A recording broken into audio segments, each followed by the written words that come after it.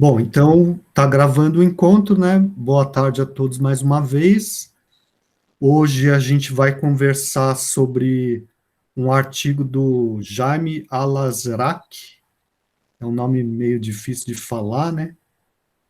Que se chama Que é o Neofantástico, e sobre dois contos do Cortázar, que são Final de Jogo e Carta para uma Senhorita em Paris, né? Deixa eu ver se é esse mesmo nome. Eu vou começar pelo ensaio do Al-Azraq, que é o Neofantástico, porque eu tenho uma certa ideia a respeito disso, né? E depois eu quero ver qual é a impressão que vocês têm sobre os contos que foram lidos, né? Então, eu vou projetar um esqueminha aqui bem simples, né? E sobre o ensaio do Al-Azraq. Fala, Adriana. Pode falar. Sobre o livro do Ramiro.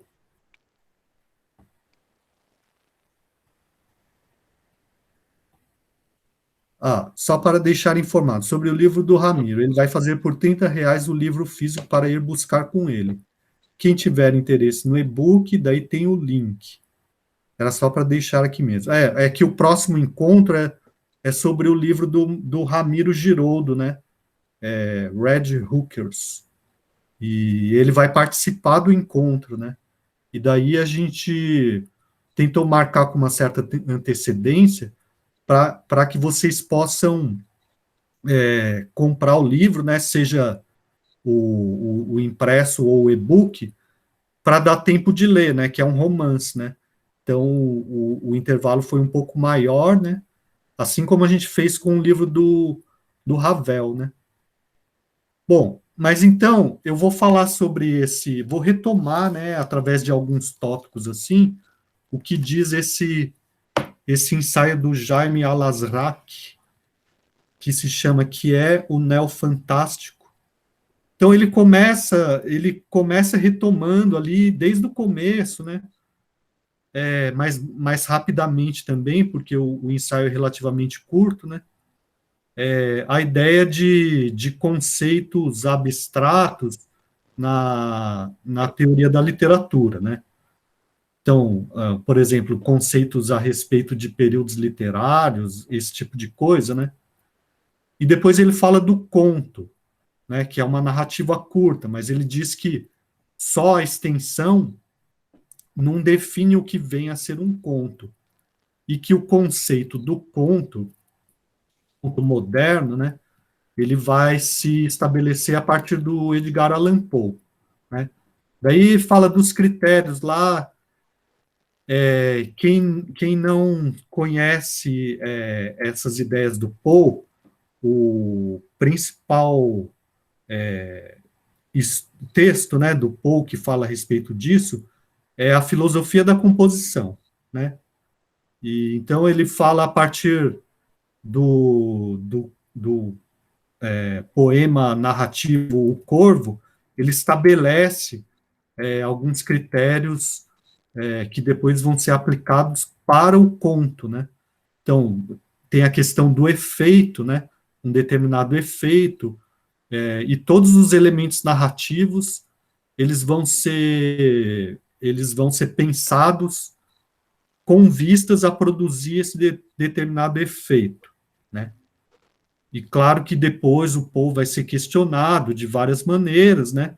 Só que a partir dele é que surge aquilo que a gente chama conto, né? O conto moderno propriamente dito. Antes disso, segundo Al-Azraq, vai ser relato e não conto, né? O, Alguns teóricos vão dizer assim, é o conto tradicional, né? Ou alguma coisa do tipo. Daí depois ele vai falar, ele vai entrar propriamente na ideia do fantástico, né? E ele vai retomar vários autores anteriores, né?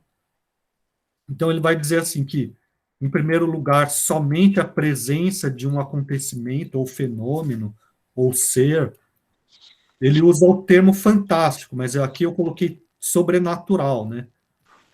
Vai ser algo muito geral, que engloba outros gêneros, como, por exemplo, o maravilhoso, o estranho, e ele coloca aqui outros gêneros que também o sobrenatural, o extraordinário, inexplicável, etc. Né? Na verdade, esses termos, eles não designam exatamente gêneros, né? Mas, enfim, esse critério único, a presença de um acontecimento ou fenômeno sobrenatural, é muito pouco para definir o que vem a ser o fantástico. Daí ele vai destacar como principal aspecto que diferencia o fantástico do maravilhoso o medo ou horror, né? E vai retomar as ideias desses três autores aqui franceses, né? Que são sempre citados, Castet, Vax e Queloz. E esse último, Queloz, ele vai utilizar um exemplo de dois textos, né? Para diferenciar o maravilhoso do fantástico, sendo um deles chamado Três Desejos, que é resumido aqui na página 23, né? E o outro, A Pata do Macaco, de um escritor inglês chamado Jacobs. E daí vai, a partir do exemplo, mostrar qual é a diferença e por que o primeiro é maravilhoso e o segundo é fantástico, né? Basicamente, a gente pode dizer assim, o primeiro, ele não tem um efeito de medo, né? Mas ele é como se fosse uma piada, né? Ah, tem um casal lá de pessoas bastante simples, daí chega uma fada que concede três desejos a esse casal. Daí o homem que está morrendo de fome quer uma salsicha fumegante. Só porque ele está com fome, ele gasta um desejo pedindo uma salsicha fumegante. Daí a mulher dele fica irritada e pede que a salsicha fumegante se grude no nariz do marido, né? Daí só resta um desejo e daí o casal acaba tendo que pedir que a salsicha desgrude do nariz do cara, né? E então a história é basicamente uma anedota, né? Não tem nada de medo, de produção de efeito de medo ou de fantástico. Já nessa história, A Pata do Macaco, chega um sujeito numa casa de um casal aposentado, né? Dizendo que tem uma pata de um macaco que ele ganhou de um faquir hindu e que essa pata tem propriedades mágicas e que permite que o possuidor desse objeto peça três desejos, né? Daí, o cara que estava devendo uma grana lá, 200 conto, né? Fala assim, putz, eu preciso dessa grana, e deseja isso. Só que o homem que chega com esse objeto, ele diz assim, o desejo vai se realizar como se fosse por acaso, mas vai ter um preço, né? Então, o que acontece? O homem deseja 200 conto para pagar a dívida dele, e no dia seguinte, no dia seguinte, a empresa onde o filho trabalha diz que o filho sofreu um acidente e morreu, mas que não é culpa da empresa, de qualquer maneira, eles vão pagar um seguro lá, né? Não é exatamente seguro, mas vão dar uma indenização de 200 conto, que é exatamente o quanto o cara precisava. E o preço foi a morte do filho, né? E daí a mulher que é a mãe do rapaz, chega e fala: olha, a gente tem mais 2 desejos, então vamos pedir que o filho volte à vida, né? Mas o pai viu o filho completamente desfigurado, porque ele sofreu um acidente e foi destruído por uma determinada máquina. Então o pai fica com medo de o filho voltar à vida, mas desfigurado, né? E daí a noite, frio pra caramba, todo aquele clima sombrio, eles ouvem a porta bater, alguém bater a porta, né? E daí o pai tá morrendo de medo de ver o filho tipo um zumbi, né? Um morto-vivo. Então o pai deseja que o filho não volte à vida. E daí a mãe vai atender a porta e não tem ninguém, né? Então, qual que é a diferença? A diferença é que o contexto é completamente real, né, nessa a pata do macaco, e existe uma dúvida sobre se realmente aconteceu algo extraordinário, algo sobrenatural, ou foi só coincidência. De qualquer maneira, essa dúvida é como se abrisse uma fissura na concepção de realidade que se tem, né? Daí, na sequência, ele fala assim que esse fantástico aqui da pata do macaco, ele só poderia aparecer num determinado contexto histórico. Qual contexto histórico? A virada do século XVIII para o XIX, né? Ou até a metade ou até o século XIX, né?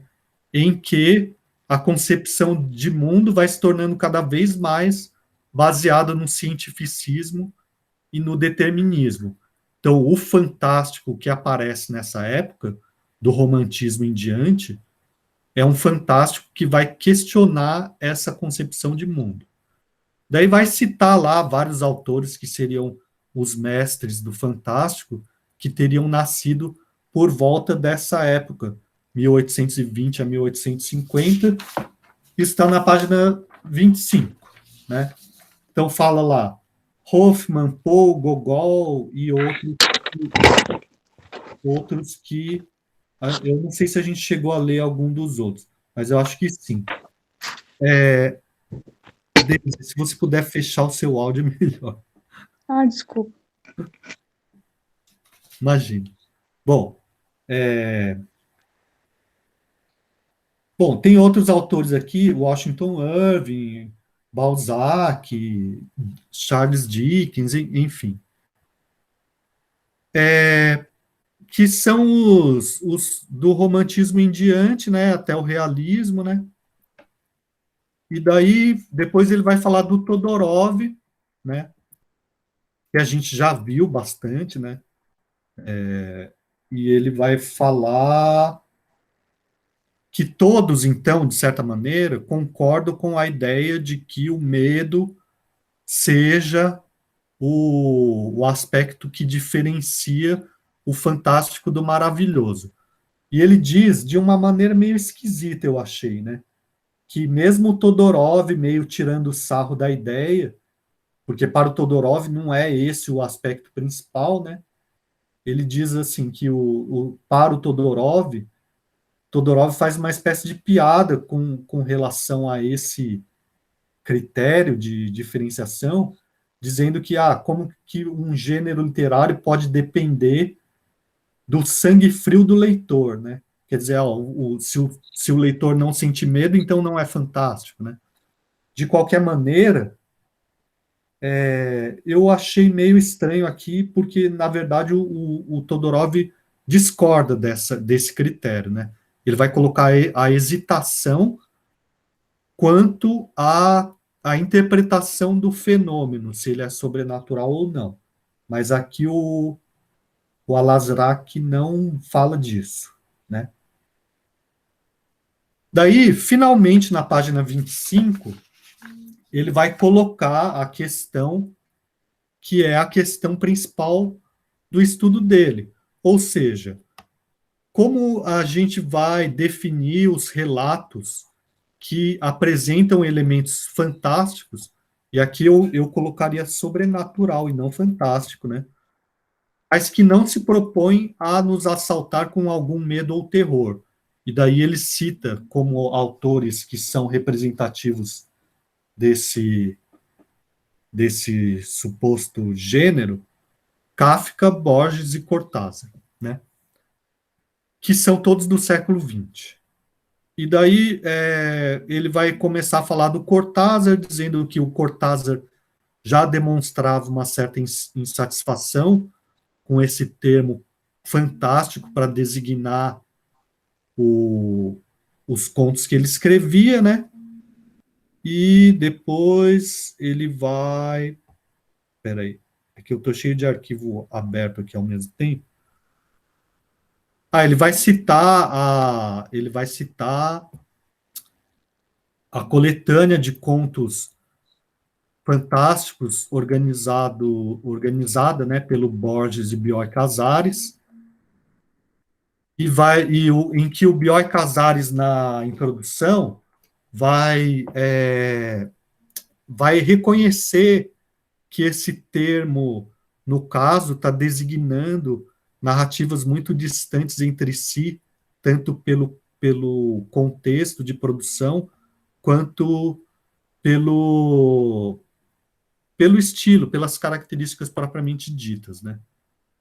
E vai dizer também que o Todorov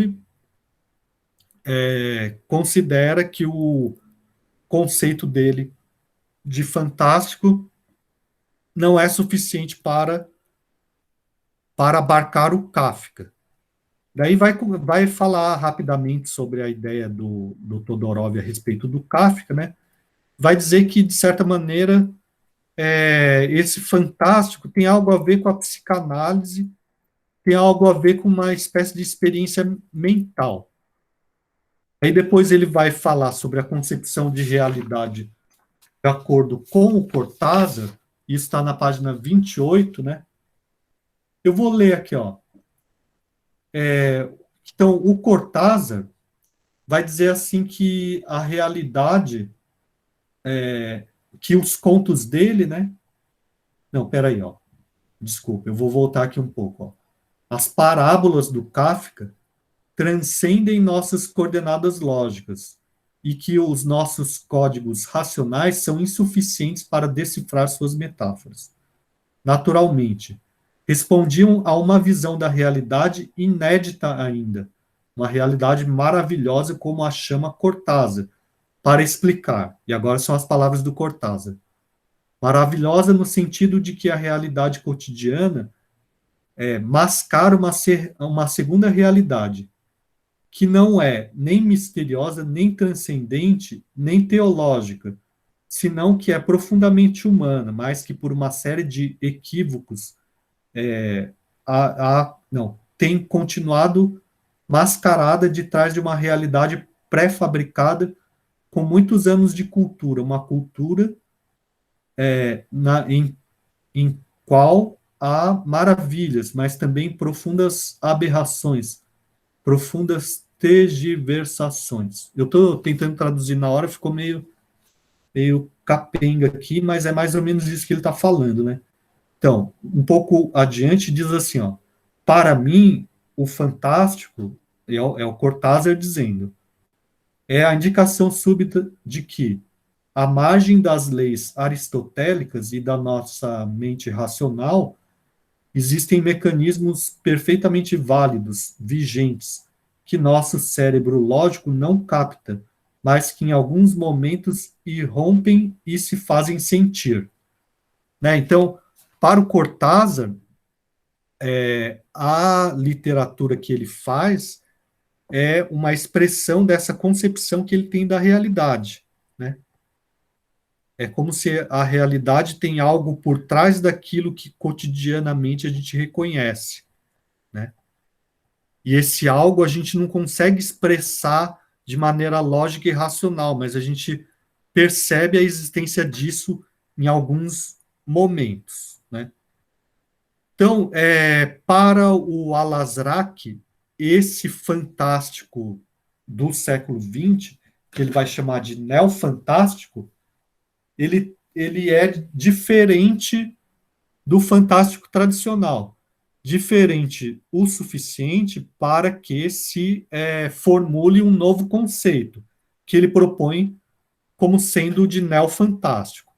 Daí ele vai tentar explicar em que consiste esse neofantástico, a partir de 3 aspectos: uma visão, uma intenção e um modus operandi. Então, a visão é de que o real é uma máscara, por trás da qual há uma outra espécie de realidade. Isso que eu acabei de falar, né? A intenção é, assim, construir metáforas que expressem essa realidade que está por trás da máscara. E o modus operandi são esses sentidos oblíquos ou metafóricos. Ele vai tentando ilustrar isso através de exemplos. O contexto histórico é o da Primeira Guerra, das vanguardas e da psicanálise. Então, basicamente, nesse artigo como um todo, ele não vai avançar muito, ele vai simplesmente propor esse termo, tentando justificar, né, tentando mostrar que esse neofantástico é suficientemente diferente do fantástico tradicional, e ele vai dizer que, bom, essa proposta dele começa a ser absorvida, ou as raízes teóricas começam a pegar, vamos dizer assim, né? E depois ele vai terminar com um comentário do próprio Cortázar a respeito desse termo neofantástico numa entrevista que o Cortázar dá, né? A minha... aí, ó. Ele vai dizer que, desde muito pequeno, tenho esse sentimento de que a realidade para mim era não somente o que me ensinava a professora e a minha mãe, e o que eu podia verificar tocando e cheirando. Senão, além disso, contínuas interferências de elementos que não correspondiam em meu sentimento a esse tipo de coisas. Essa tem sido a iniciação do meu sentimento do fantástico, o que talvez Al-Azraq chama neofantástico. Então, é isso que o Cortázar diz, né? Então, ou seja, ele reconhece a validade do termo proposto pelo Al-Azraq, mas reconhece até certo ponto também, né? Porque ele fala isso que talvez Al-Azraq chama de neofantástico. Só que para o Al-Azraq já é o suficiente. Só de o Cortázar ter dito isso, ele já se sente suficientemente reconhecido, né? Bom, daí eu propus que vocês lessem esses 2 contos do Cortázar, sendo um deles Carta a uma Senhorita em Paris, que basicamente é aquela história do personagem que vai passar um tempo na casa de uma amiga dele que está em Paris, e ele começa a vomitar coelhinhos, né? Que era uma coisa que já acontecia com ele. Mas isso vai fugindo do controle dele, né? Até um determinado desfecho que eu vou deixar que vocês comentem, né? Esse livro, Bestiário, é o mesmo em que aparece o conto Casa Tomada, que é o conto mais conhecido, mais citado do Cortázar, né? E o outro livro, o outro conto que eu propus, chama-se Final do Jogo, que é o último conto do livro de mesmo nome, Final do Jogo. E é uma história de 3 meninas, né? Sendo que uma delas é a narradora da história, que fazem um determinado jogo, né? Elas fazem uma espécie de brincadeira toda vez que o trem passa ali por perto da casa delas, né? praticamente o quintal da casa delas, né? E, bom, eu tenho várias ideias a respeito desses dois contos, né? Mas eu quero passar a bola para vocês e daí a gente vai conversando, certo? Então, eu gostaria de ouvir vocês a respeito do que vocês acharam, tanto do artigo, né, do Alasraq, quanto dos contos e da relação entre uma coisa e outra, certo? Então tá aberto aí o.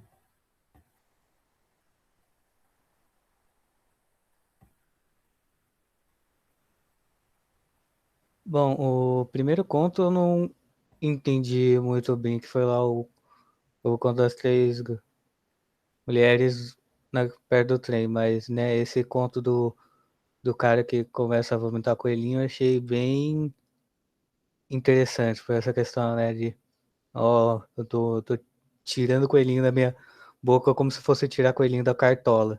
E, e o melhor é que, né, ele tem esse processo que ele tira, aí ele guarda, cuida, o coelhinho cresce e ele dá, acho que para uma vizinha, eu me esqueci do nome. Ah, mas enfim, né, você vê que ele não quer simplesmente matar, né, ele reconhece um valor na vida daquele animal, apesar do animal ser a coisa mais inconveniente possível, porque é literalmente um vômito. Mas eu achei muito legal. Aí, né, quando ele se muda para o apartamento e começa a ter que cuidar dos coelhinhos no apartamento, é, é, é muito da hora como ele também continua tentando cuidar, só que ao mesmo tempo manter a impressão de que tá tudo normal, né? Não tem nada de estranho acontecendo aqui, a empregada não pode ver esse armário, mas aí chega um ponto que não dá, porque os coelhinhos arruinam tudo, vão comendo os livros, e aí que é quando ele deixa a carta. Aí, né, o final, né, que o senhor falou, ao meu entender, eu acho que, né, ele chegou no ponto de matar os coelhinhos e depois se matar porque ele não queria mais viver daquele jeito, né, é bem triste, porque você vê que a pessoa não tinha uma índole necessariamente maligna, né, ela só era afetada por uma coisa que não acabava, tanto é que os coelhinhos do apartamento eram 10 ou 11. E então, sabe, ele vomitou muitos coelhinhos de uma forma muito mais rápida do que quando ele estava na casa dele. Então, né, ele entrou nessa agonia de, né, não dá para continuar assim. Então, né, eu achei uma história ainda que cômica com um final bem trágico. Bom, eu acho que eu fiz uma versão, pelo menos na minha mente, totalmente diferente. Pode estar totalmente errada, mas na primeira das três irmãs, né? Eu imaginei que sejam irmãs, como era a mãe e a tia Ruth junto. Uma com deficiência. Até então, eu lendo o conto assim normal, eu pensei que se tratava tudo normal. Ficou subentendido, no começo já estava subentendido que uma tinha deficiência, pela narrativa da principal, eu já tinha entendido isso. Porque ela tinha regalias que as outras não tinham, então já eram tratadas diferente. Com o final dela, para o menino lá, da menina que tinha a doença, eu imaginei que na carta talvez ela tivesse escrito que logo ela morreria, que ela não teria uma vida pela frente, então o amor entre eles não daria certo, até porque ele tinha uma expectativa, né? Achava ela bonita.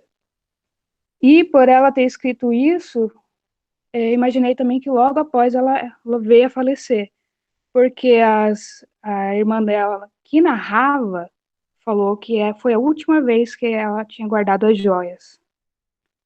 E que logo após a irmã dela, não falou a irmã, mas falou que ela sentia dores fortes e estava no quarto, tentando dormir. Então, como foi a última vez, para mim, quando ela fez sobre a estátua e apontou para o céu, já era uma despedida.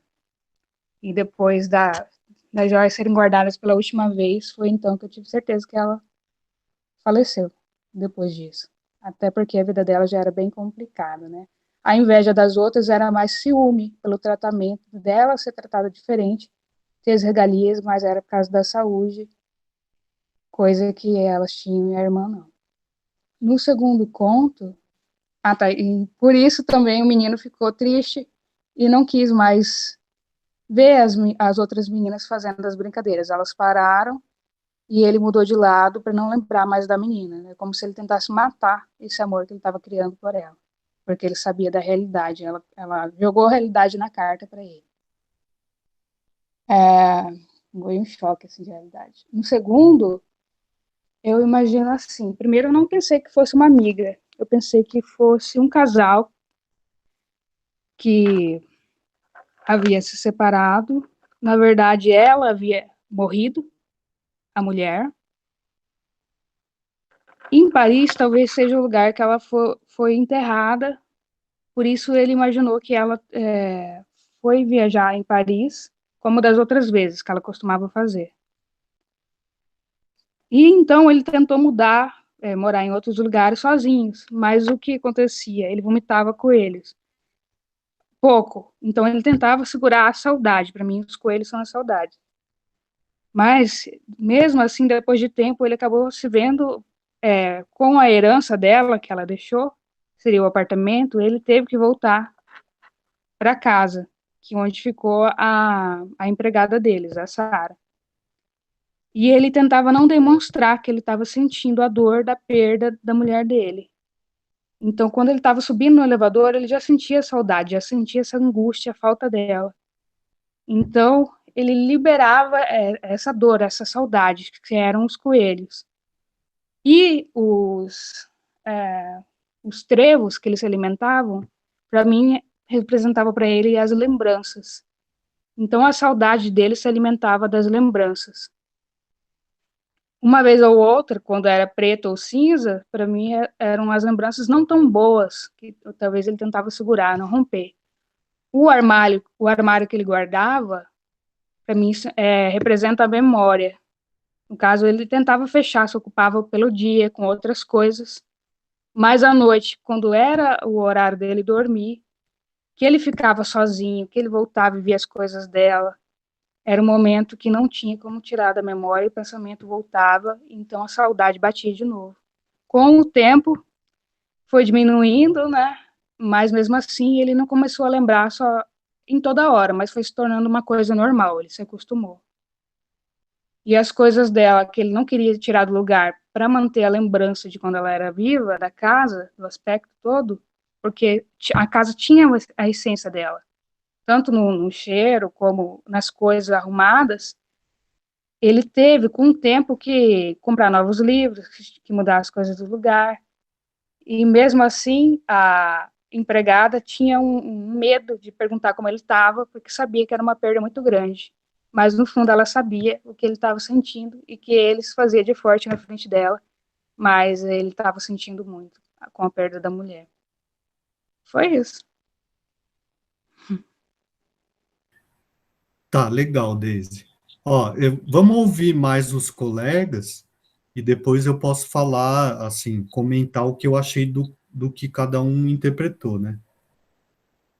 Quem mais quer falar?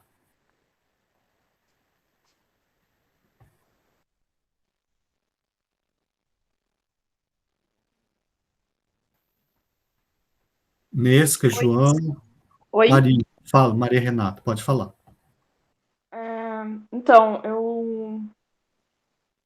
eu não curti muito o da carta de Paris, né? Até a fala da Daisy agora eu não tinha associado muitas coisas à história, né? A princípio eu pensava que os coelhinhos eram ansiedade. Não pensei nessa questão da tristeza, pensei na questão da ansiedade.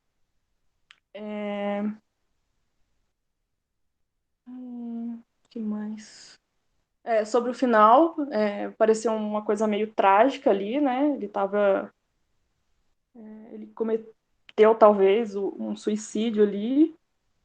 Eu não sei se os coelhos são de fato se existem mesmo, ou se é só uma criação da cabeça desse personagem, né? Então eu fiquei assim bem, não foi um texto que eu li e falei, nossa, legal, foi um texto que eu fiquei meio balançada ali, meio chocada com a narrativa, né? Meio sem acreditar se é uma realidade ou se é só coisa da cabeça, porque eu já tive coelho, eu sei a bagunça que esses bichos fazem. Agora, sobre o final do jogo, foi uma leitura que me prendeu bastante, né? Eu ficava tipo, o que essas meninas estão fazendo? Como assim? E parecia uma aventura, né? E quando o cara começou a se interessar pela Letícia e jogava o bilhetinho, e ela meio que, sabe, assim, como se os dois já tivessem uma relação ali, porque ela entendeu logo de cara que era pra ela, né? O bilhetinho do rapaz. E, e aí, acho que também, de uma certa forma, ela sabia que a vida dela também não ia durar muito. E acho que aquele bilhete final lá que ele mandou que ela mandou no encontro era contando que ela era um fantasma. Foi isso que eu pensei, sabe? Assim, aí ela não foi naquele encontro, aí no seguinte ela aparece toda montada de joias, como se fosse sei lá, uma deusa, uma coisa assim, e ele entende que realmente é, é um fantasma, é uma coisa sobrenatural, e ele para de observar as meninas. Foi mais ou menos essa a minha ideia. Acho que é isso. Tá, obrigado, Maria Renata. Mais alguém? Nesca, Adriana? Nesca? Oi. Assim, foi legal porque tudo que falaram não alterou, mas eu tive uma visão bem diferente. No final do jogo, agora que a Maria Renata falou, que me fez um sentido, porque eu não tinha achado fantástico até então. Mas se ela fosse um fantasma, sim, seria. Por quê? Né? O que justifica, ela não participava de lavar a louça, de secar a louça, ela não fazia nenhuma outra atividade. Não, ficou desconexo.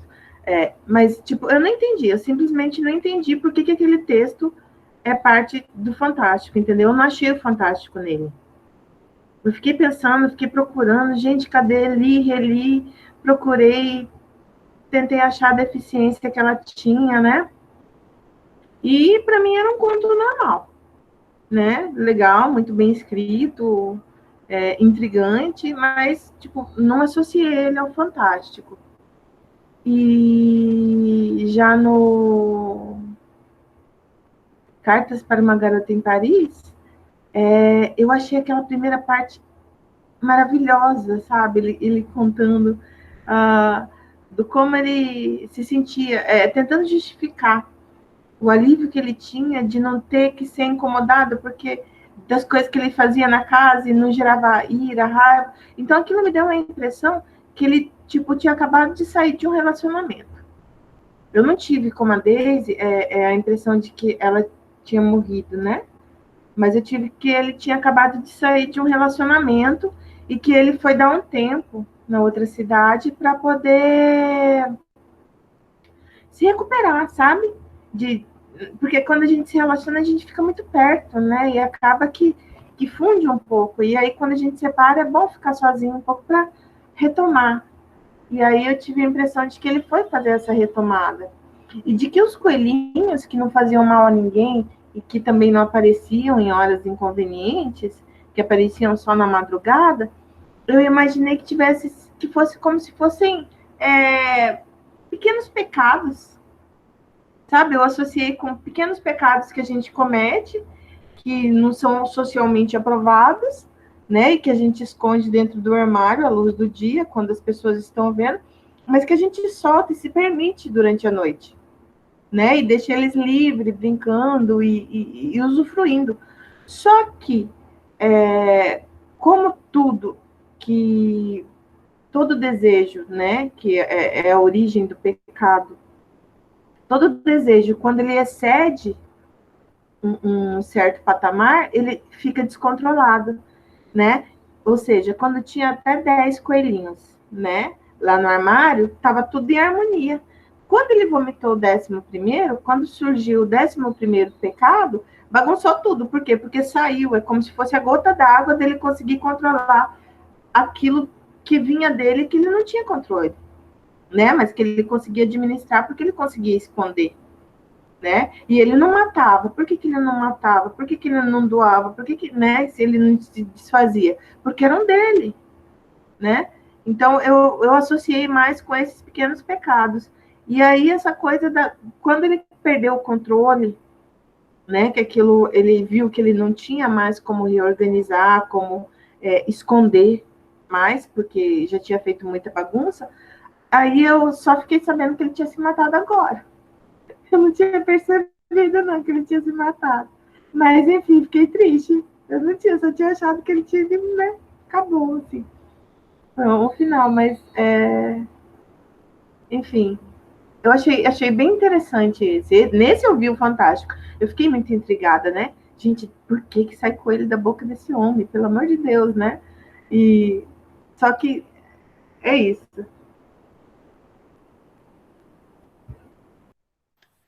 Tá, legal. Obrigado, Nesca. Gabriel Lemos, também tive essa interpretação desse conto, Nesca. Foi muito surpreendente. Do que você está falando mais especificamente, Gabriel?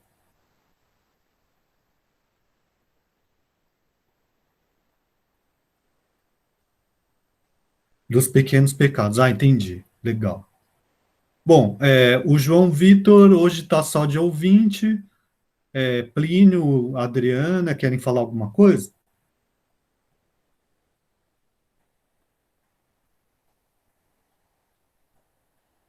Professor, eu quero fazer uma pergunta para você. Aham, pode fazer. Diante da galera aí que está estudando bastante, que está adentrada no mundo da literatura, mas eu quero fazer uma pergunta mais numa situação assim, tempo e espaço. Tempo e espaço da literatura fantástica. Você poderia falar para mim, para nós, delimitar a época, o início, digamos assim, do Sim. boom da literatura fantástica? Aham.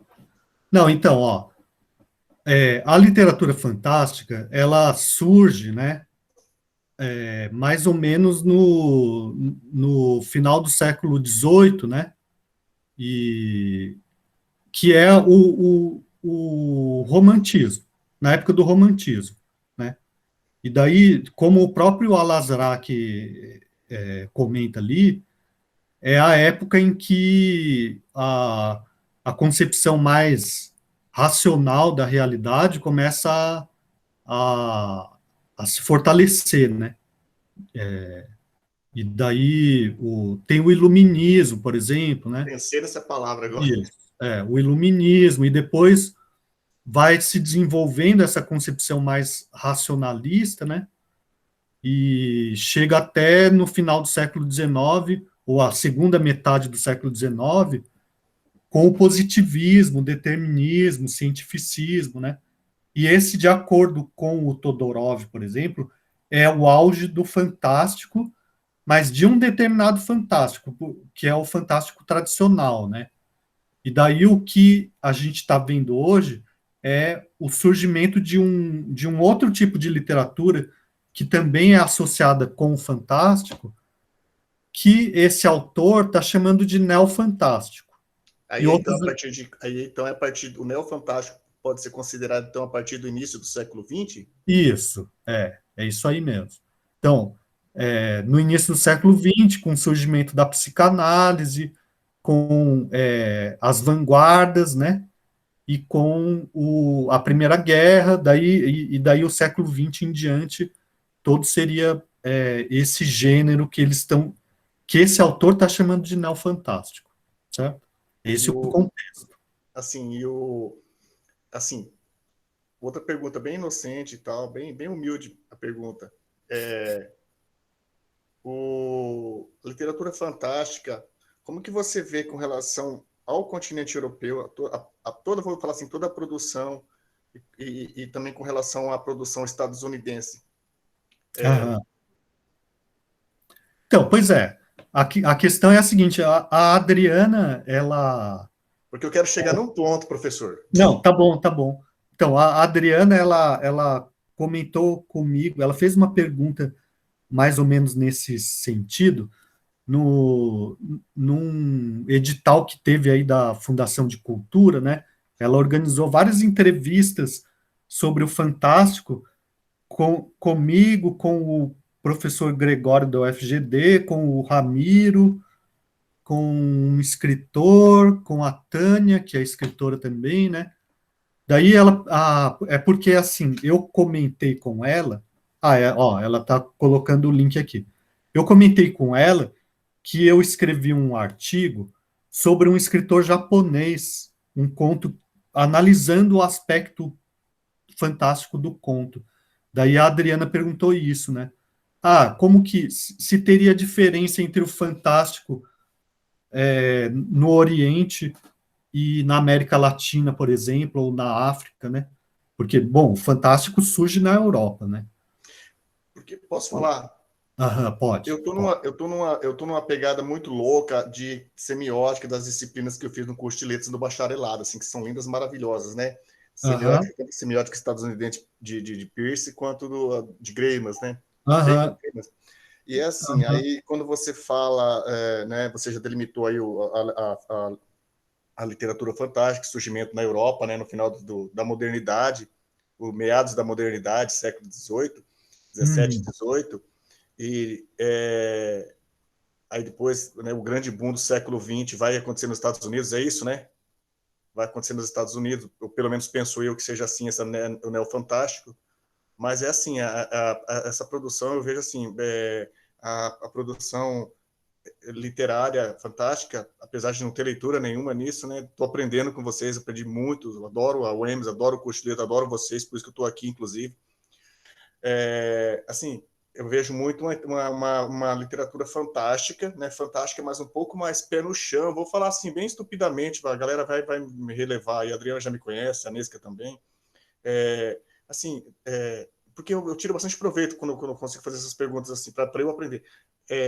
Parece que uma literatura um pouco mais, assim, mais razoável em questão do fantástico mesmo, né? Quando as colegas estão fazendo as interpretações dessas narrativas, desses contos aí, né?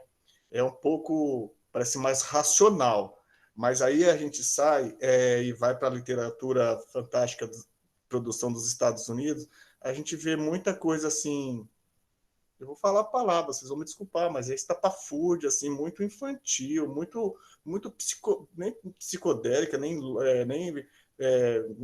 sei encontrar a palavra, acho que, sabe, muito estúpida, assim. E dentro disso tudo, aí por onde eu quero chegar? Porque eu vejo, assim, nas escolas, especialmente professoras de língua portuguesa, né? Língua portuguesa para o ensino fundamental é dividido em língua portuguesa 1 e língua portuguesa 2, né?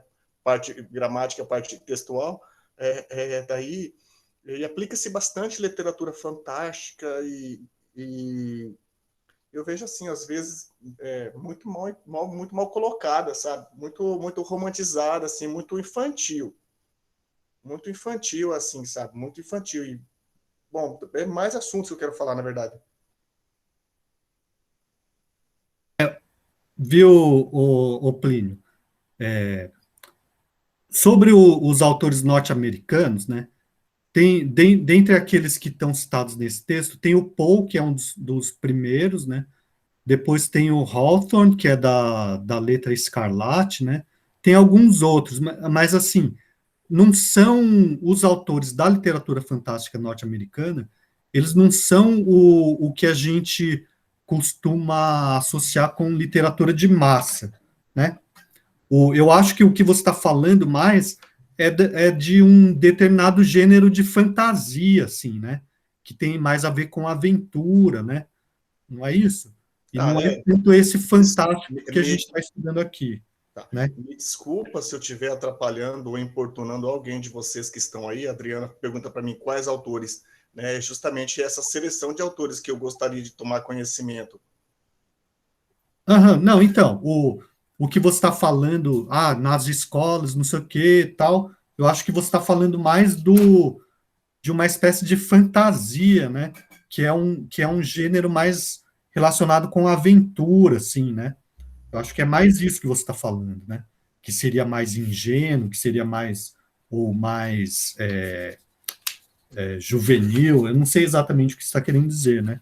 É isso aí, juvenil.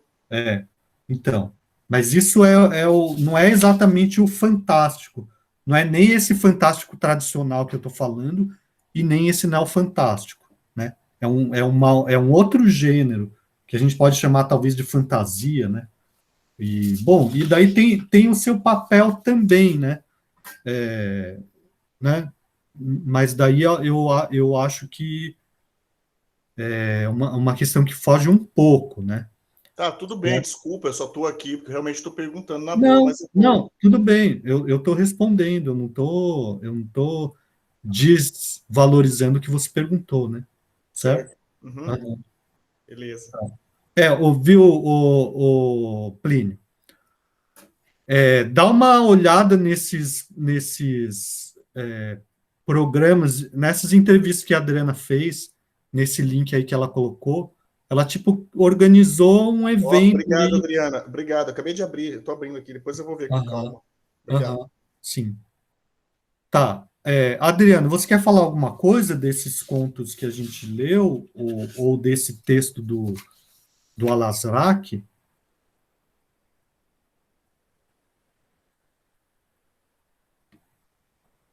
Bom, o Adriano está sem áudio, né?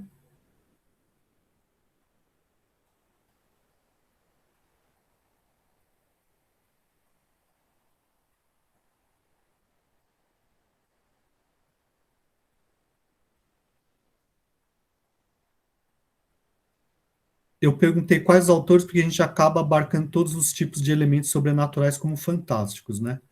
Aí fica meio confuso mesmo com o que a gente vai acabar estudando e o que o mercado acaba considerando fantástico. Sim, né? Mas então, a professora Adriana, então é assim, já nós nos conhecemos, né, de tempos atrás, ela é psicóloga, e é assim, aquela especulação que eu falei lá bem atrás, na verdade eu venho falando há anos da minha vida, né, nessas meus disparates, como dizia uma amiga espanhola, assim, professor Fábio, a galera que está aqui, como eu falo, do curso de letras, seja licenciatura ou bacharelado, as letras em geral, a UEMS, os cursos de letras, os cursos, não estou falando esses cursos meia boca, assim, a grande mãe é a filosofia, né? E a mãe da ciência. E aí, mas a história abarca tudo, que a história é linda, maravilhosa, puxando, claro, falando o quanto a história é bonita, né? Eu estou completamente apaixonado, como o Nathaniel falou certa vez, a história até deixou pancado da cabeça. Eu falei, sim, mas as letras já me abduziram. E daí, assim, eu vejo assim, né, para a gente compreender esses contos, compreender a sociedade, estudar dentro da área da psicologia, quando você falou que a literatura neofantástica no século XX tomou o seu grande boom a partir da psicanálise, daí, assim, professor, eu vejo que a literatura, sabe, eu estou nessa especulação já faz um tempo, a literatura será o grande, primeira filosofia, né, aí depois a história vai permanecer por alguns séculos mais, mas quem vai assim abarcar tudo de uma maneira muito muito brilhante e sublime vai ser a literatura. Essa galera que estuda literatura, seja na época que for, né, seja a fantástica ou seja, né, outros gêneros literários em geral, né? Bom, eu acho que assim uma área de conhecimento completa a outra, né? Se não me engano, é um ensaio do Sartre que ele fala alguma coisa do tipo assim, a literatura começa onde a filosofia termina, né? Quer dizer, a filosofia trabalha com conceitos, né? E a literatura não, né? A literatura trabalha com metáforas, imagens e sentimentos e coisas que não são exatamente conceitos racionais, como o texto do o Cortázar está falando aqui, né? Mas então, assim, voltando para os contos, né?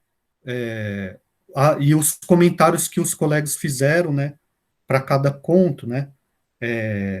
No caso do primeiro conto, que a Daisy falou que esse é o segundo, mas esse é o primeiro, cronologicamente, né? Carta a uma senhorita em Paris. Cronologicamente é o primeiro, né? Eu acho que ela, assim, completou aquilo que não está dito, né? Então, E eu acho que é uma espécie de... Ué, ela caiu, né? Uma espécie de superinterpretação, né? Ah, voltou. Então, ela completou a história, né? Então, e acho que a Nesca fez isso também, né? Então, o que os coelhinhos representam? Eles não têm um significado muito... Se a gente interpretar eles a partir de um significado único, daí o aspecto fantástico se perde, né? Então, bom, é alguma coisa que tem a ver com a natureza do homem, mas no caso, é alguma coisa que é meio extraordinária, mas que estava sob controle até antes dele ir para aquela casa, né? E ele vai tentando manter ali, até certo ponto, sob controle, né? Só que chega uma hora que ele perde o controle daquilo, né? E sim, ele não é que ele se mate, mas ele dá a entender que vai se matar. O final é isso, né? Ele fala assim, bom, acho que ninguém vai se importar com 10 manchas de coelhinho estatelado no chão, porque eles vão estar ocupados com um corpo maior lá, né? Jogado no chão. Provavelmente é o dele, né? Ou seja, tudo sugerido, né? Mas algumas coisas estão sugeridas de uma maneira mais direta, mais explícita do que outras, né? Então, até o que está no texto a gente pode ir discutindo. O que não está no texto, que o corpo dela, que fosse o corpo dela. Então, eu acho que não, né? Quer ver? Vamos voltar lá, ó.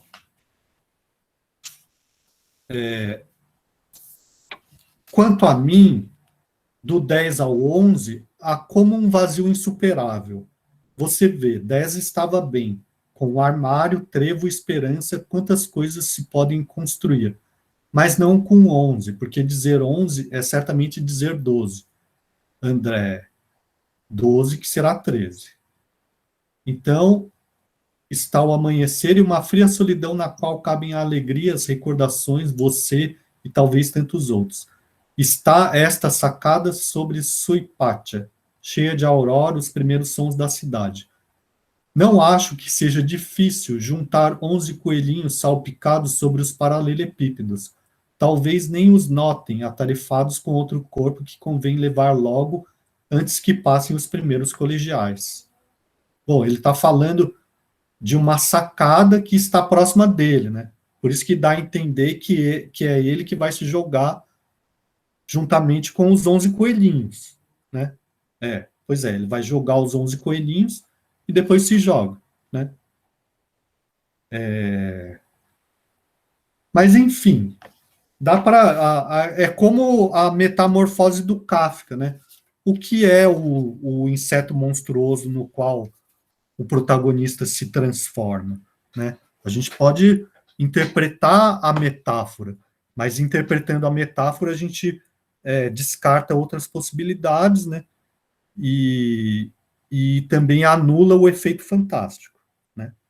Agora, a segunda história, que é o final do jogo, né? Eu concordo com o que a Nesca falou, não tem nada de fantástico, não. E é essa questão, né, que eu queria mostrar para vocês, que o Cortázar, ele não está preocupado em se encaixar num determinado gênero, né? Mas ele está preocupado em expressar algo que tem a ver com a ideia que ele tem sobre a realidade, né? Então, esse conto, bom, eu acho belíssimo esse conto, né? Final do jogo, né? Mas se for pensar, o que tem de fantástico nele, né? De acordo com a concepção do Todorov, não tem absolutamente nada de fantástico. De acordo com a concepção do Davi Rose, Bom, eu também acho que não, né? E mesmo agora, se a gente for pensar assim, bom, ele está querendo expressar alguma coisa da realidade que foge à nossa compreensão racional, não sei o quê, e aí que tá, né? Se encaixa no que o Al-Azraq está chamando de neofantástico? Sim, pode se encaixar. Só que várias outras coisas do século XX em diante também se encaixam, né? Como, por exemplo, o surrealismo, né? Entendeu o que eu estou querendo dizer? Então, a minha ideia cada vez mais é assim de que, bom, não importam muito essas classificações, né? Mas importa a gente perceber a partir delas o que a gente consegue compreender das obras literárias propriamente, né? Então, assim, agora tem algumas coisas que eu percebo aqui, né? Algumas questões, né? Que são bom, de fato, assim, tem um sentido mais literal da história, né? São três meninas que brincam perto do trilho do trem, né? Uma delas tem paralisia, né? Ela tem uma doença, né? Ou não sei se isso a gente pode chamar de doença ou como que a gente pode chamar, né? Mas ela tem paralisia, né? Por isso que na brincadeira da estátua, né?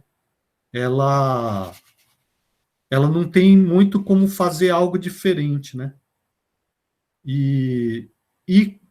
Daí quando o rapaz se chama Ariel, né? Que é o nome de um anjo, né?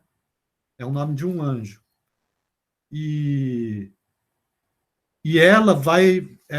quando ela vai fazer a brincadeira pela última vez, ela vai representar a Vênus, aqui no texto eu achei bem interessante isso, que aparece no texto como Vênus do Nilo, né? Mas evidentemente não é a Vênus do Nilo, é a Vênus de Milo, né? Só que a criança ouve como Vênus do Nilo, ou então a tia Ruth falou Vênus do Nilo, né? Só que a Vênus de Milo, ela é aquela estátua que não tem braço, né?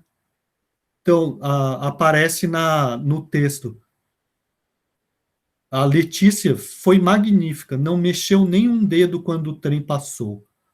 Como não podia girar a cabeça, jogava para trás. Então, ela tem uma limitação física, né? Ela não pode girar a cabeça. Então, jogava para trás, juntando os braços ao corpo, como se não os tivesse. Tirando o verde da túnica, era como olhar a Vênus do Nilo, né? Ou seja, aqui está falando da paralisia dela, né? A estátua não tem braços e ela própria ela não consegue se mover como uma pessoa normal, né? E daí o Ariel propõe que eles se conheçam pessoalmente, e isso é um problema. Daí vem o conflito propriamente da história, né?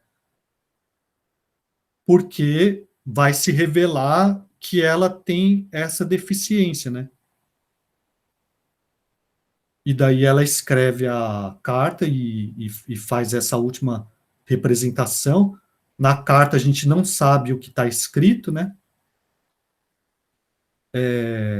Mas a partir de então, referência. Peraí. Vênus do Nilo pode ser uma referência à representação dela na mitologia egípcia, dentro da mitologia grega. Os deuses, quando não veem o tifão, fogem para o Egito, se disfarçam de animais. Daí adivinha os deuses egípcios segundo os gregos. Ou eu posso estar viajando muito. Não sei, mas eu acho que não tem nenhuma Vênus do Nilo, propriamente, né? Por isso que eu interpretei dessa maneira. A gente pode pesquisar mais, né? De qualquer forma, o final do jogo é isso, né? elas param de, essa brincadeira, elas param de fazer. Só que esse final do jogo, que vocês interpretaram como a morte, pode ser a passagem da infância para a adolescência, para a juventude, né? Elas estão deixando de ser crianças, né? Aqui, né? E não se sabe exatamente o que está escrito na carta, né? Mas a partir de então, o Ariel não aparece mais na janela, né? E, então, assim, me parece mais do que tudo um conto que fala da memória, da infância, né? E tem várias outras referências que eu achei interessantes. Por exemplo, o nome Letícia significa alegria, felicidade, né? A Letícia, ela fica lendo um livro desse autor que aparece citado aqui, Ponson du Terreil, que é o autor das Aventuras de Rocambole, que aparece aqui também um pouco depois, esse nome, Rocambole, né? Letícia comeu muito pouco e disse que estava sentindo dores que a deixassem ir para o quarto ler Rocambole. E esse Rocambole é um personagem, né? E a história deu origem ao termo rocambolesco, né? Que é uma trama cheia de reviravoltas espetaculares, né? E essas aventuras do Rocambole eram tipo em episódios de novela, assim, né? E o cara escreveu um monte de episódios que eram super populares, né? Então, é como se fosse uma novela sentimental, cheia de aventura, né? E ele chegou a escrever depois, chegou juntando esses episódios todos, deu 9 volumes, né? Então era tipo novela, o que é novela hoje em dia, né? Bom, mas me parece também que tem muito a ver, e aqui não necessariamente a gente precisa conhecer isso para compreender o conto, mas eu acho que ajuda a gente a compreender o conto, saber que o Julio Cortázar também foi uma criança que sofria de de certas enfermidades, né? E ele passava muito tempo na cama lendo, né? Ou seja, não é exatamente uma narrativa fantástica, né? Eu acredito, né? Mas é mais do que tudo uma narrativa de memória, da infância, né? Claro que tem muito de ficcional, né? E a graça está justamente na elaboração artística da história, né? Mas, enfim, assim como vocês, eu também posso estar viajando muito, como disse o João aqui, né? Mas, assim, o que eu quero chamar a atenção de vocês é assim, se vocês pegarem o livro, esse livro aqui, Final do Jogo, do Cortázar, que o PDF está na íntegra lá, vão ter contos muito diversos entre si, né? E, bom, se quis, assim, a ideia de querer entender tudo a partir de um conceito de fantástico, um conceito teórico, talvez impeça a gente de curtir o conto propriamente, né? Assim como acho que já aconteceu em outras leituras que eu propus aqui, de alguns alunos falarem assim, eu fiquei procurando o fantástico na narrativa e não encontrei, e daí acha que não entendeu. Mas é o contrário, né? A gente não parte da teoria para compreender a narrativa, né? A gente lê a narrativa e a teoria tem que ajudar ou não. Se a teoria não ajuda, então a gente descarta a teoria, né? Ou o conceito teórico, né? Certo? Tá, o que mais? Alguém quer comentar alguma coisa? Essa parte dela que o Ariel mandou o bilhetinho, né? E falou, eu gosto mais da mais preguiçosa. E aí, quando falou que ela tinha deficiência, que eu fui associar, né? Porque ela era a mais magra de todos, uma tábua, e ele falou que é a mais preguiçosa, então a que menos fazia movimento, né? Então é bem lógico mesmo. E essa coisa que o senhor falou agora, me preocupa muito, porque eu gosto de ler e gosto da viagem, né? Então, conhecer a teoria, para mim, assim, às vezes eu vou, sabe? Hoje eu comecei a ler o texto sobre o Neofantástico, daí eu não fui mais, não, porque eu tenho medo de perder esse prazer e ficar presa à teoria. Porque, às vezes, eu converso com algumas pessoas que já estão tão dentro da teoria, que parece que elas não têm nem mais prazer de ler. Parece que elas perderam a capacidade de viajar preso na técnica, sabe? Isso me dá um medo muito grande. Porque, né, tipo, é igual fazer arte, né? Se você fica muito preso na técnica, nas visuais, se eu ficar muito preso na técnica, eu vou perder o prazer. Se eu perder o prazer, eu vou virar uma máquina, né?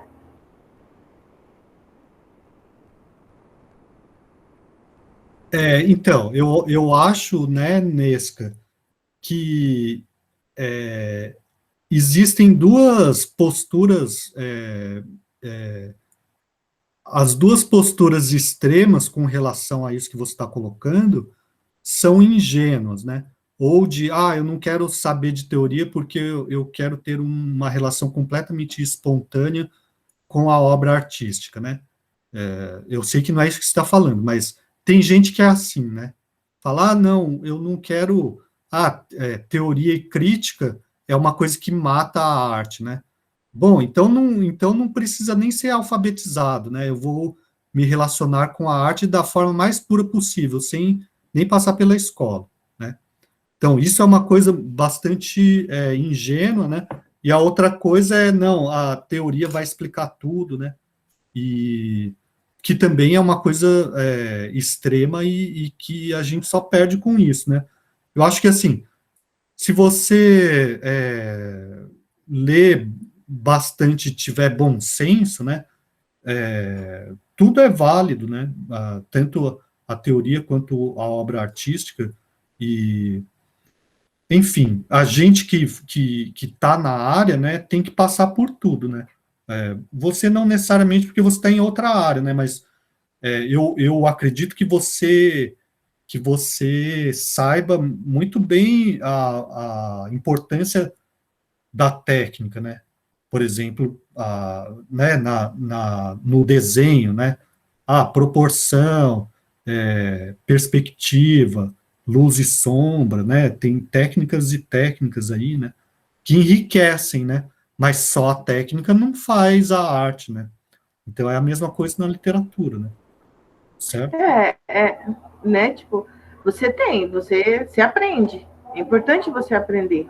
Só que daí você se prender a isso é outra coisa, né? Se aprisionar a isso, esse aprisionamento. Porque, né? Por exemplo, eu adoro o fato de ter conhecido algumas teorias literárias que eu não conhecia.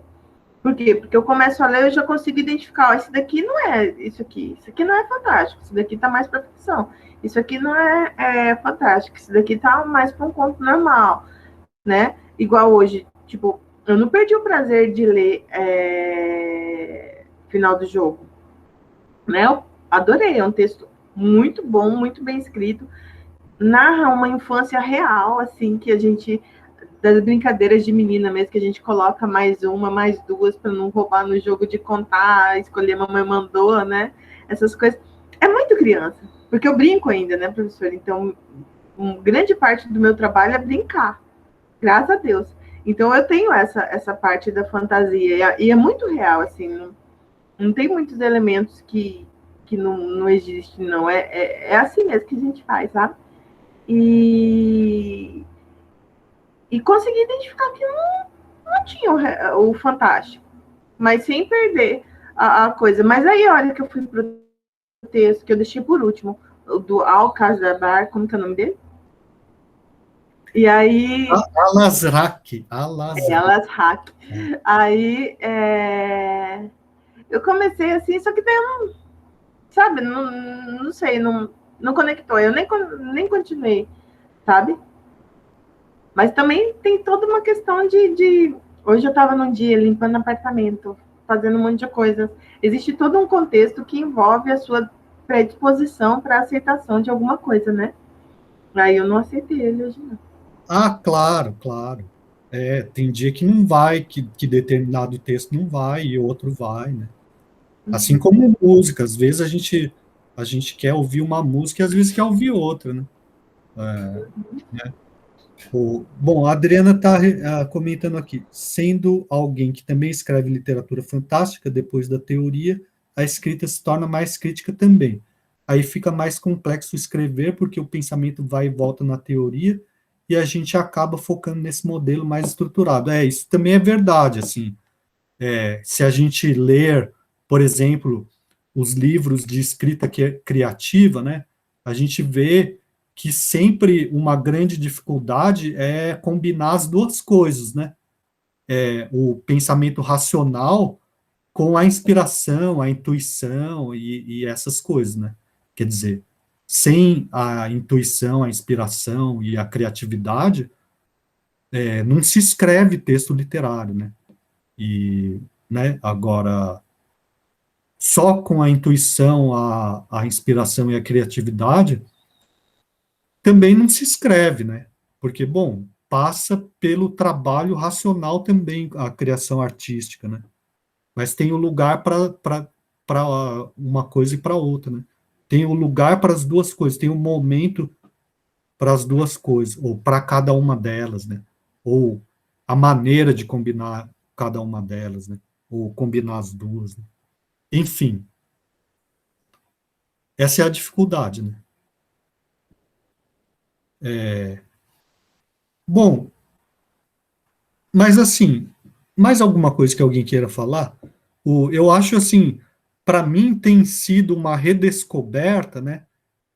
Ler o Cortázar agora, né? Porque eu percebo que a obra dele é muito mais variada do que eu imaginava até então, né? Assim, para mim até então, ele é o fantástico moderno. Só que agora eu falo, pô, ele não está muito preocupado com isso não, sabe? Ele faz uma coisa muito mais rica, na verdade, né? Nesse livro Final do Jogo, tem um conto que parece completamente surreal, na verdade. Mais do que fantástico, parece surreal, né? Para mim. Um ou dois contos que se fala, meu, o que é isso, né? E assim como esse que não parece mais realista do que os demais, né? Esse final do jogo, né? Mas para mim é extremamente poético, né? Final do jogo, né? Assim, e talvez vocês tenham captado um outro aspecto quando vocês falam da morte, né? Porque o final da infância não chega, não deixa de ser, o final da infância não deixa de ser uma espécie de morte, né? O bestiário, o, o conto bestiário propriamente dito, né? Você está falando, Adriana? Esse daí faz tempo que eu não releio, mas a minha ideia é reler esses contos todos, né? Aliás, aham. Eu recomendo a vocês também assistirem os episódios daquele programa Literatura Fundamental da Univesp TV com o professor Davi Arrigucci sobre o Júlio Cortázar, né? Que são 2 episódios, né? E são bem interessantes. Ele fala de um livro do Cortázar que se chama Rayuela, que é o Jogo da Amarelinha em português, né? Jogo da Amarelinha. É um romance, né? Mas ele também comenta os contos, né? E são 3 livros de conto que ele destaca, né, que são justamente o bestiário, final do jogo, e um outro que chama... eu esqueci o nome, deixa eu ver aqui. O outro se chama... Todos eles dá para baixar no site Ler Livros. As Armas Secretas. E, enfim. Não sei se alguém quer comentar mais alguma coisa. Entendi que a Letícia morreu porque ela apontou para o céu. Diferente da referência da narradora para a ideia da estátua inicial. Então, Daisy, a questão é assim, pode ter sugestões, né, de uma coisa ou outra, né? Assim como a ideia de que por exemplo, o nome Ariel é o nome de um anjo, então pode sugerir alguma coisa, né? Então tem coisas que estão mais literalmente no texto e tem coisas que estão mais sugeridas, né? E daí você pode ir interpretando. Só que são níveis diferentes de interpretação, né? Por exemplo, o fato dela ter alguma deficiência física está mais claramente no texto, né? Agora, apontar para o céu não é necessariamente morrer, mas pode sugerir a morte. Entendeu o que eu estou querendo dizer? É um outro nível de interpretação, certo? Aham, tá. Mais alguém quer falar alguma coisa?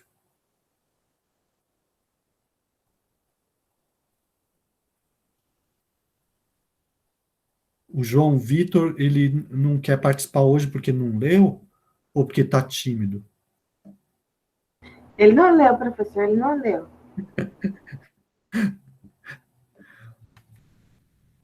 Os dois. Ah, tá. Bom, se ninguém quiser falar mais nada, tá lavando a louça também. Eu agradeço a participação de vocês, né? E eu espero que a gente possa estar aqui no dia 5 de agosto, né? Que o Ramiro vai falar sobre o livro dele, né? E então quem puder, né, ler o livro, fica mais interessante, porque eu acho que a ideia nossa aqui não é assim aquela questão do spoiler, né? Que as pessoas ficam evitando ao máximo dar spoiler. Eu acho que é para outro tipo de conteúdo, que é de divulgação, né? Se você está divulgando um filme ou um livro, você tenta não dar spoiler. Agora, o nosso caso aqui não é exatamente esse, né? Mas é de interpretação, de crítica, né? Por isso que eu não vejo como fazer isso que a gente faz aqui sem dar spoiler, né? Então, como eu fiz com o Ravel, vou elaborar algumas questões, né, para começar a conversa, né, mas depois eu não garanto que não vá ter spoiler, certo? Então, mais alguém quer falar alguma coisa? Não? Então eu vou parar. Spoiler se torna instigante, a meu ver. É? Tatiana Feltrin no canal dela, ela fala muitíssimo bem, ela parece que ela vai revelar tudo assim e de repente ela segura. Então, essa questão de spoiler também virou outro merchan bem infantil. Legal, Plínio. Eu vou ver a Tatiana Feltrin. Eu não sei se eu já conheço, mas beleza. Nossa, professor, ela é chique demais. Eu conheço ela faz uns 6 anos. Se a galera não conhece. Eu acho que eu já vi, sim. Ela tem um canal no YouTube de divulgação de livro, né? Eu acho que eu já vi alguma coisa dela, sim. Sim, muito bacana. A galera que não conhece, se alguém não conhece ainda, ela é uma verdadeira professora de literatura, me parece que ela é da Unesp Legal, legal. Muito bom mesmo. Uhum. Então tá, então agradeço a presença de todos, a participação. Eu vou encerrar a gravação aqui, né? E o vídeo vai estar disponível